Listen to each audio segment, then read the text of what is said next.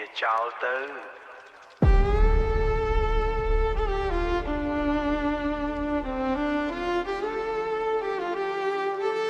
ស្ដាប់តាមបងប្រាប់ណាអូនជីវិតនេះវាមិនវែងទេ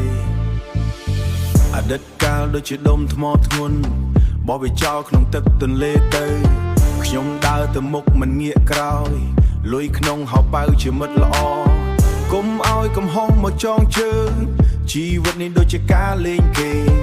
បងប្រាប់ថាត្រូវតែស៊ុយបងប្រាប់ថាត្រូវតែស៊ុយរឿងពីមុនទុកក្នុងឡានចាស់លក់វាចោលយកឡានស៊េរីថ្មីឈប់ខ្វល់រឿងដែលខុសពីមុនក្បាលរឹងដូចដៃមិនចេះចាញ់រកលុយឲ្យបានច្រើនជាងមុនរកឲ្យច្រើនជាងមុន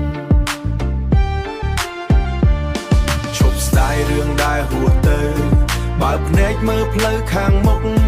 ដកដង្ហើមវែងឲ្យស្រឡះ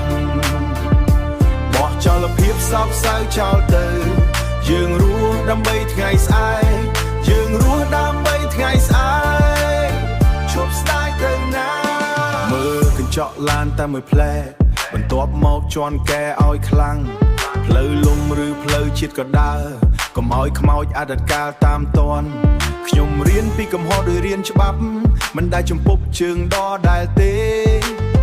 ផុតថ្លាដកចិត្តឲ្យស្ងប់ផុតថ្លាដកចិត្តឲ្យស្ងប់កាលពីមុនពីកំហុសឲ្យស្ងប់ផុតថ្លាដកចិត្តឲ្យស្ងប់សត្រូវធំបំផុតគឺខ្លួនឯងកាលពីមុនវាគ្រាន់តែជាមេរៀនឥឡូវនេះខ្ញុំជាអ្នកឈ្នះគឺជឿលើខ្លួនឯងហៅប៉ៅធ្ងន់ចិត្តស្រាលដោយសំឡេងឈប់ស្ដាយរឿងដែលហួសទៅបើភ្នែកមើលផ្លូវខាងមុខដកដង្ហើមវែងឲ្យស្រឡះបោះចោលភាពសោកសៅចោលទៅយើងរស់ដើម្បីថ្ងៃស្អែកយើងរស់ដើម្បីថ្ងៃស្អែកឈប់ស្ដាយទៅណាអ្នកខ្លះនៅជាប់ក្នុងចិត្តតែខ្ញុំហោះហើរដូចជាបាក់សីមិនមែនរត់គេចតែគឺដើរចេញរាក់សាយឲ្យត្រជាក់ដូចទឹកកកនិយាយតិចតែធ្វើឲ្យបានច្រើនកុំឲ្យមាត់គេមកកំណត់យើងយើងជាម្ចាស់លើវាសនាខ្លួនឯងឈប់ស្ដាយហើយចាប់ផ្ដើមថ្មីឈប់ស្ដាយដើរទៅមុខទៀតជីវិតនៅមានន័យណាស់កុំឲ្យមុខវាខោទៅ